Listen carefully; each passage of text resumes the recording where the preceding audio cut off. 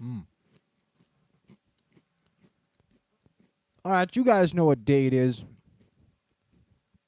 That sound means it's Cereal Monday. Hope you're all having a happy Monday, whatever it is you're munching on, whether you're having a pork chop Monday, a sushi Monday, a McDonald's Monday. Doesn't matter to me. Here on Cereal Monday, welcome back, everybody, to our Madden 25 Connected Franchise Owner Mode Fantasy Draft Buffalo Bills Ralph Wilson YouTube series. Today we are celebrating episode number 81, coming off an ugly victory. We took from the Oakland Raiders a few days ago on Friday in episode number 80. We're going to kick things off by upgrading some of our offensive line folk. That is the first mandate of today. Michael Roos, who unfortunately has been declining quite a bit so far this season. He has slid from 92 to 90 overall. I understand he's 32 years of age, but we need more years out of him. We are planning on drafting kind of the next left tackle. Mind you, Bruce Campbell might be that guy. But with that being said, Michael Roos, he's got a big contract. We can't really afford to get rid of him exactly, so hopefully he can pull up his socks. In the meantime, though, Bruce Campbell, in case he is our incumbent guy, there's a few areas we need to work up. The first one, and most important one by far, is pass blocking. His consistency isn't quite there. His awareness is just okay. There's a few areas aside from that where he's not looking to be our guy. He lacks a bit of strength.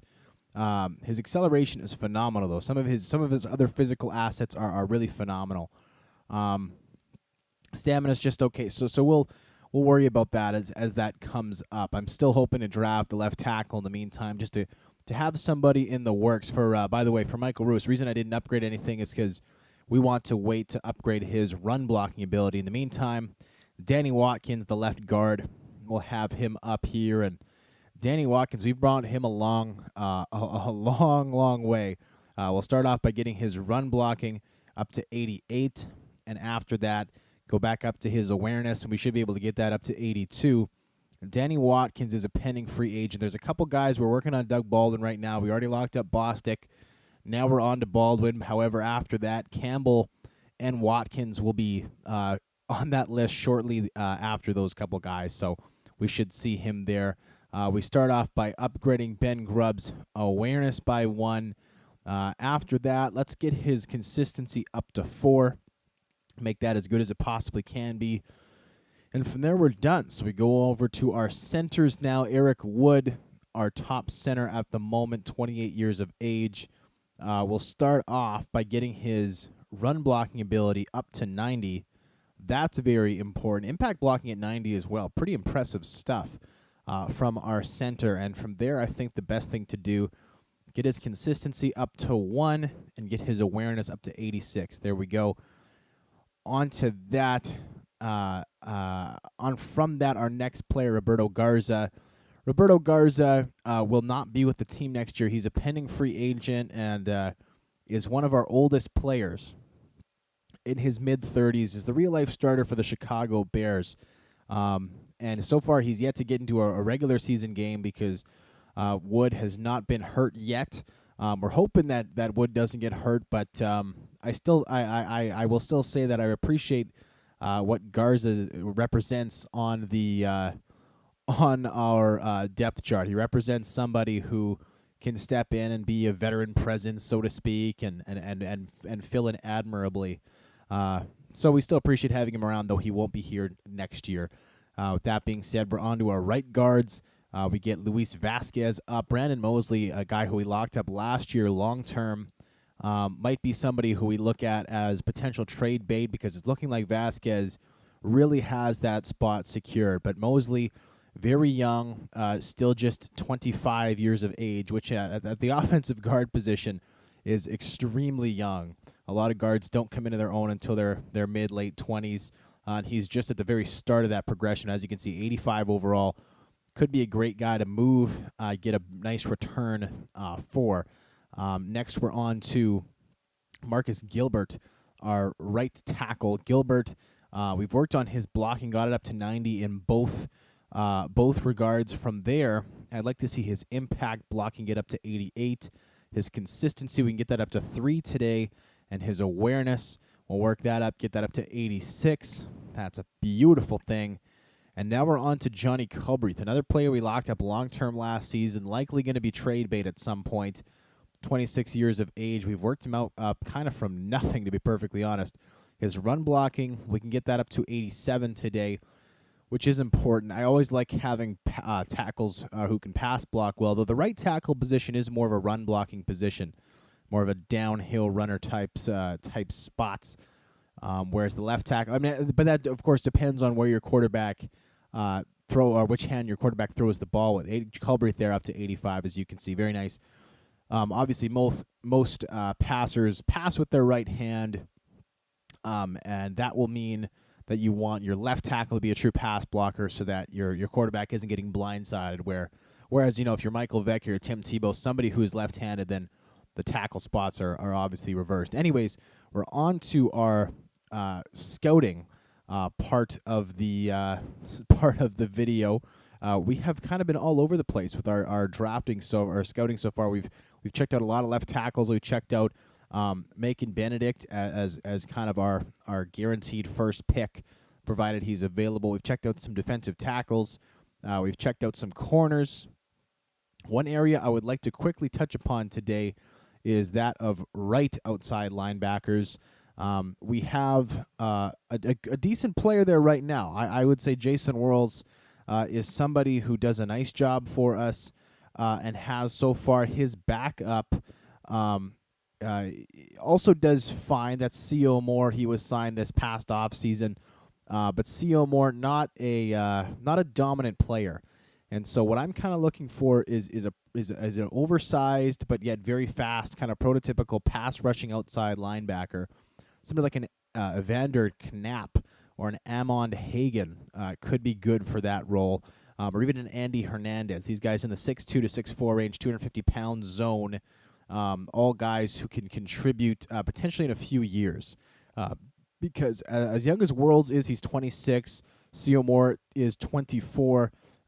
These guys lack some of the physical ability that I would like to get at our outside linebacker spots. So if we can look at 3rd or 4th round for some of these guys, I'd like to do that. So we'll start off with Evander Knapp. Now that we've checked out our kind of limit of corners, I'd like to check out these guys. And Knapp has awful speed. That's a D. I do not like that. His tackling is a D, and right now I can say that Knapp will not be our guy. Hagen onto him. Speed is a C. Not great. Strength is a C. Tackling is a C. Hagen probably not our guy. Andy Hernandez. Meanwhile, we can't check out his speed. We can check out his strength as a C. His tackling is an F. Wow. So not a ton of talent down here for some of these guys. Connor Kraft is a little undersized. 5'11", 239. We can check out what he has to offer in the strength and tackling department. His strength is C. Tackling's a B. Not as bad as his agility is a C. And we'll keep going. Let me go up the list. Who's above Knapp? Brand is supposed to also be going in the 3rd round. So we can check out Brand. His strength is a B. His tackling is a C. Maybe worth checking. If his speed was dominant, I would be interested. But just looking for a developmental player. So far, we look for developmental players at the defensive tackle spot, at the cornerback slot. We'd like to find one at the right outside linebacker spot just to flush that out. As we're getting back to this, Doug Baldwin looking for $11 million over 4 years. Originally, we were hesitant to give him that. I've done a bit of research. Now, for our receivers right now, Deshaun Jackson is making $5 million in salary, which I personally think he's easily worth. Mario Manningham is making $2.5 million. And that is something that I want to address, because with Manningham making 2.5, I feel as though we can make the decision to sign Baldwin for that same money, 2.5, or at least try to. We don't know if he'll accept this deal because we are still lowballing him a little bit. But if he can accept this contract for 2.5, that means he essentially has the exact same contract as Mario Manningham does. And Manningham, don't suspect he'll be back next season. He's got one more year on his deal. But he's got a very low guaranteed money figure, so he would be very easy to trade, potentially for like a 4th, 5th round pick, that kind of thing. And so I think we'll submit this offer to Baldwin, and we'll see next week whether he gets it once we advance the week, whether or not he likes the offer. The other thing I'd like to do today is begin negotiations with another player. As I said, we have a couple of offensive linemen we'd like to get under contract for the future. The first one of whom is going to be this gentleman right here, Bruce Campbell. Bruce Campbell, 87 overall. We've brought him a long way along, 26 years of age. Personally, I'm not I wouldn't say I'm an overwhelmingly large fan of his game, but he is somebody who can step in and play well when called upon. He wants $14 million over 4 years. I would be willing to give him that because I think he has such high trade value, and we do have the cap space for that, but we're also not going to give him any guaranteed money. So I'd like to start by lowballing him, especially, and this is especially pertinent because of the Michael Roos situation. As we've seen, Michael Roos declining a little faster than we thought he would and hoped he would.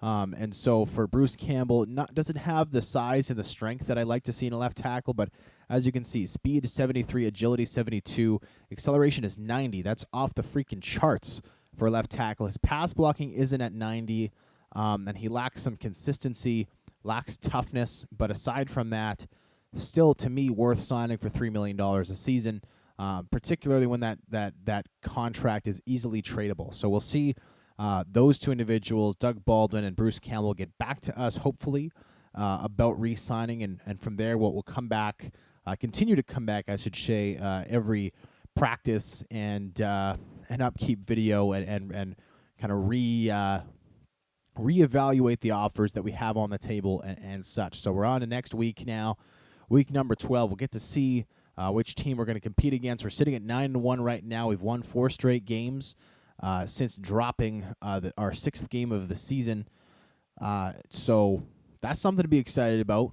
And we'll also get to see where exactly we stand in our division, because the Jets have been on our heels, to be quite frank. They have been quite relentless in their success this season. So as we want to get closer to wrapping up the AFC East, it would be nice to continue to check that out and hopefully see them rack up some losses, because if they keep up this current pace, the pressure could be on at the end of the year, which would not be preferable. We'll just say that. Anyways, here we go. So we have practice here, and we have the Patriots. So the 3-7 New England Patriots, the team that beat us, as I said 5 weeks ago, will be coming to visit, and the grudge match will be on. As you can see, the Jets won this past week, so they are still 2 games down from us, which is huge. So we need to check that out.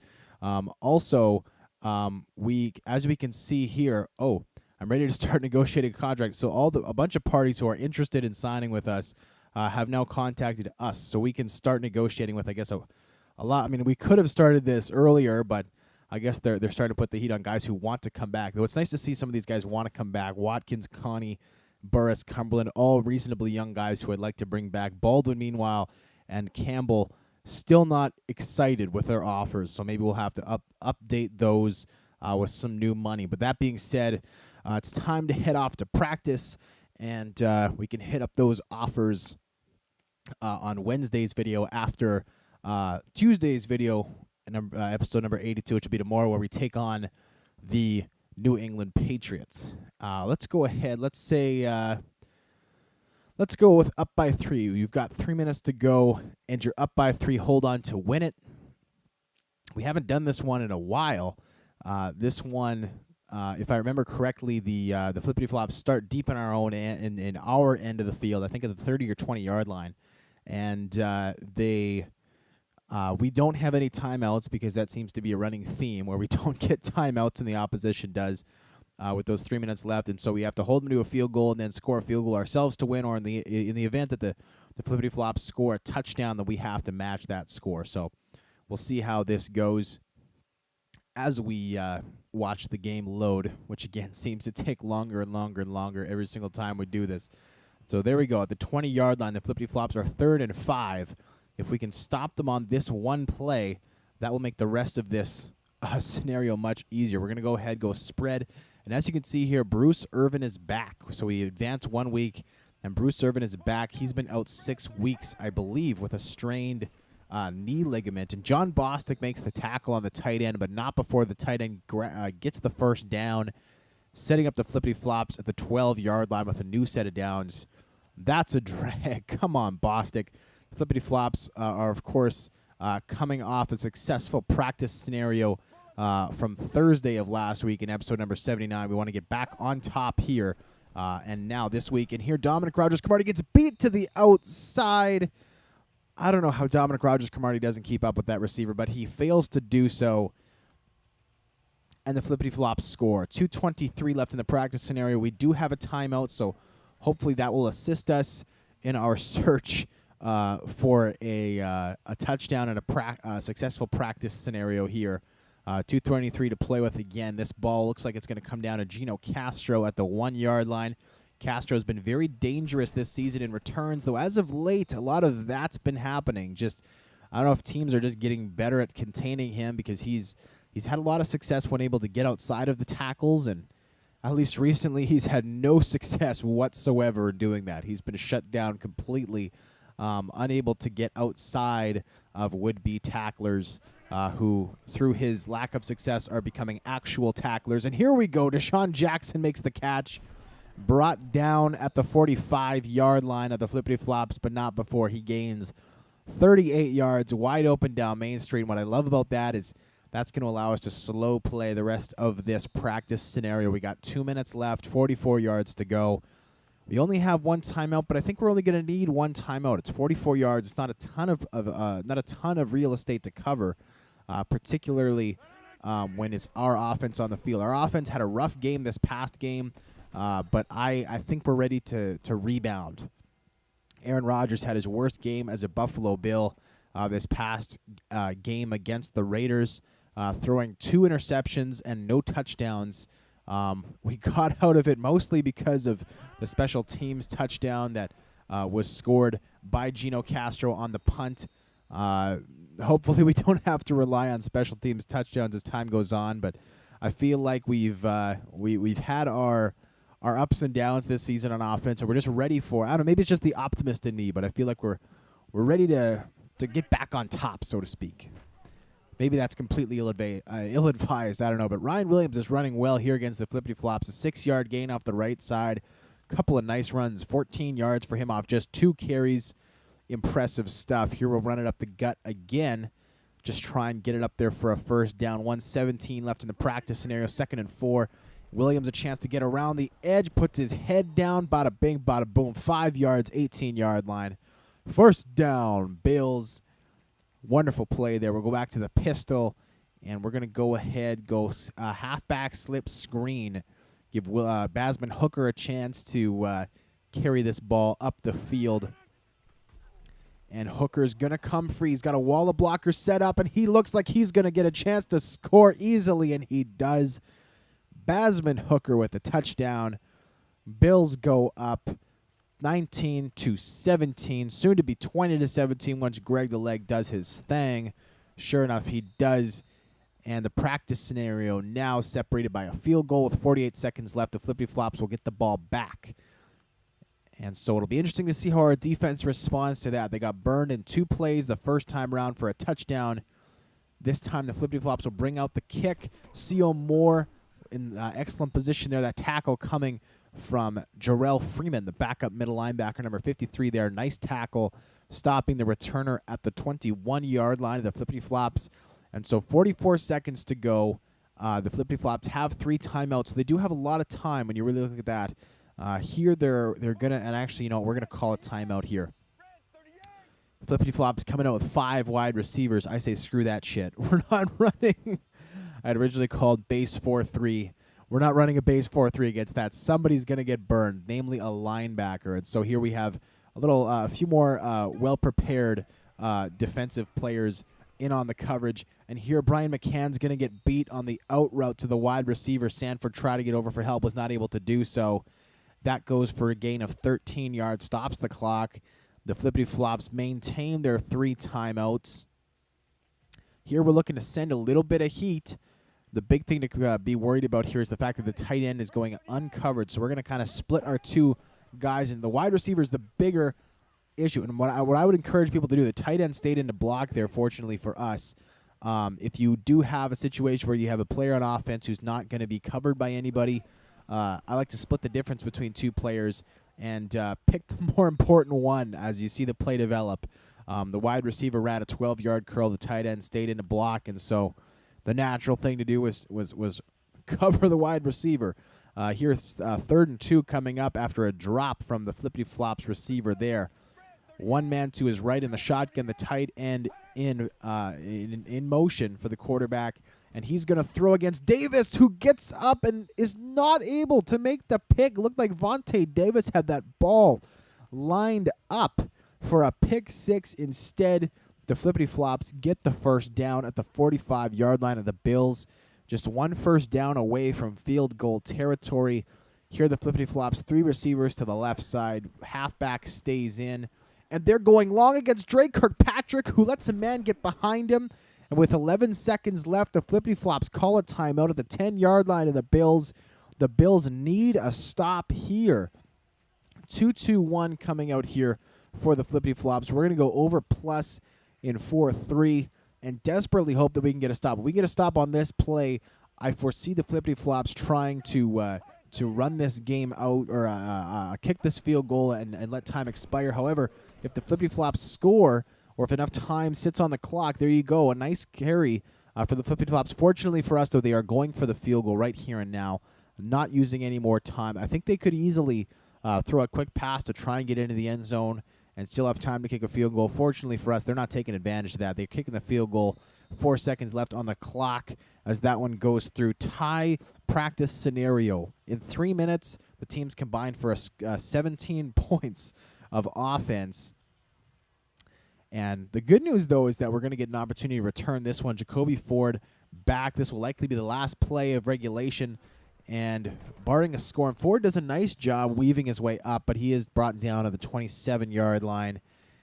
And we are going to kick to start off this overtime practice scenario, which is a drag because our defense has been poop so far, for lack of a better term. Fortunately, Greg the Leg gets the touchback. That limits any return the flippity-flops may have had. And the flippity-flops are going to come out here with 1-1-3. 4 receivers out. The tight end lineup in the slot for the flippity-flops. 1 halfback stays in, and they're going to throw this one. The quarterback heads off. Bostic overcommits to the middle. Thomas misses. My goodness, the quarterback off to the... Sanford misses. The quarterback brought down after a 55-yard carry. Brutal play there. Oh, my goodness. Overestimating the speed of the quarterback. The slowest man alive. Runs for 55 yards at the sideline. Bostic miss. Thomas miss. My goodness, I have to watch that again just to see the horrendousness of that play. Quarterback doesn't cut back in. Runs up the field. Thomas. My goodness. Sanford misses.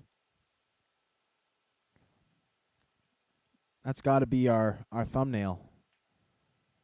Just embrace the ugliness of it, folks, because it's not going to get any better. That play, anyways. Burn that replay. Here we go.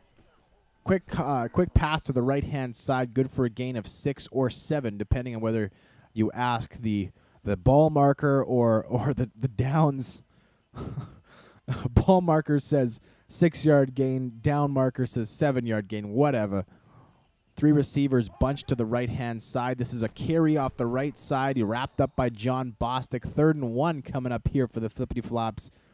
And the Bills' defense could redeem itself here if it was able to stop the flippity-flops in their tracks. Flippity-flops need a full yard to gain a first down. 3 receivers to the left-hand side. We're in goal line formation, just trying to stop any potential run that could come here. It is a pass play, however, and a wide-open wide receiver on the left-hand side is scored out of bounds by Jason Worrells, but not before he gets the first down up to the 4-yard line. And it'll be all goal line from here on out, folks. 2 receivers to the left-hand side. Shotgun again, halfback to the right of the quarterback. And this is another pass play. Screen pass, running back gets in. And this This practice scenario, folks, is on the defense, allowing 17 points in 3 minutes and in overtime. Bills blow their second straight practice scenario. Unacceptable. Let's hope that our boys on defense are saving their A game for tomorrow when we take on the New England Patriots. We'll see you then, folks. Until then, I'm Tuxedo T-shirt, and I'm out.